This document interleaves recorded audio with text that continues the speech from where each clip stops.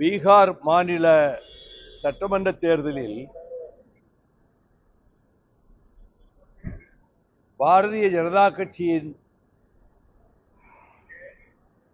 முதல்வர் நிதிஷ்குமார் அவர்களுடைய கட்சியும் இணைந்து மிகப்பெரிய வெற்றியை பெற்றிருக்கின்றன. இந்த வெற்றிக்கான காரணங்களில் மிக முக்கியமான ஒன்று, ஏராளமான சுயேட்சை வேட்பாளர்கள், இண்டிபெண்டன்ட். ஒவ்வொரு தேர்தலிலும் பீகாரிலே அவர்கள் நிறைய போட்டியிடுவார்கள், கணிசமான வாக்குகளை பெறுவார்கள். அந்த வாக்குகளில் பெரும்பாலானவை பிஜேபி கூட்டணிக்கு சென்று விட்டன.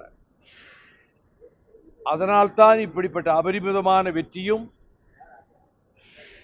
இந்தியா பிளாக்குக்கு சரிவும் ஏற்பட்டிருக்கிறது. இதுதான் மூல காரணம். அனலைஸ் பண்ணி பிரணாய் ராயே இதைத்தான் சொல்லியிருக்கிறார். பீகார் ரிசல்ட்டுடைய மிக முக்கியமான காரணம், சுயேட்சை வேட்பாளர்கள் நிரம்ப அவர்களின் வாக்குகள் பெருமளவு சரிந்து அப்படியே பாரதிய ஜனதா நிதிஷ்குமார் அணிக்கு விழுந்து விட்டன. அதனால்தான் வெற்றி பெற்றிருக்கிறார்கள். எப்படி இருந்தாலும் வெற்றி பெற்றவர்களை பாராட்டுவதுதான் அரசியலிலே ஆரோக்கியமானது. நிதிஷ்குமார் எனக்கு மிக மிக மிக நெருங்கிய நண்பர். சென்னையில் என் இல்லத்திற்கு வந்து 3 முறை ரயில்வே அமைச்சராக இருந்த பொழுது உணவருந்தியிருக்கிறார். ஒரு டிபேட்ல லோக்சபாவில் நான் பேசி முடித்த உடனே, my friend mister Vaiko is the hero of the debate என்று சொன்னவர். அவர் அந்த மாநிலத்தில் அவரது செல்வாக்கை தக்க வைத்துக் கொண்டார்.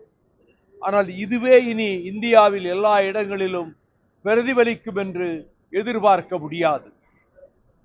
இந்த தேர்தல் முடிவுகளை கண்டு இங்கே இருக்கிற திராவிட முன்னேற்ற கழகத்தின் தலைமையிலான கூட்டணியை எதிர்க்கிற கட்சிகள் நாமும் வெற்றி பெற்று விடலாம் என்று மனப்பால் குடிக்கலாம், கனவு கோட்டைகள் கட்டலாம். அவை ஒன்றும் நடக்காது.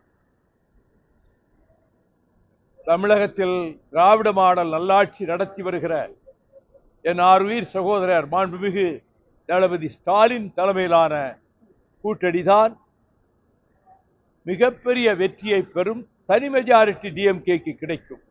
அதில் எந்த மாற்றமும் இல்லை. எனக்கு அதில் எந்த ஐயப்பாடும் இல்லை.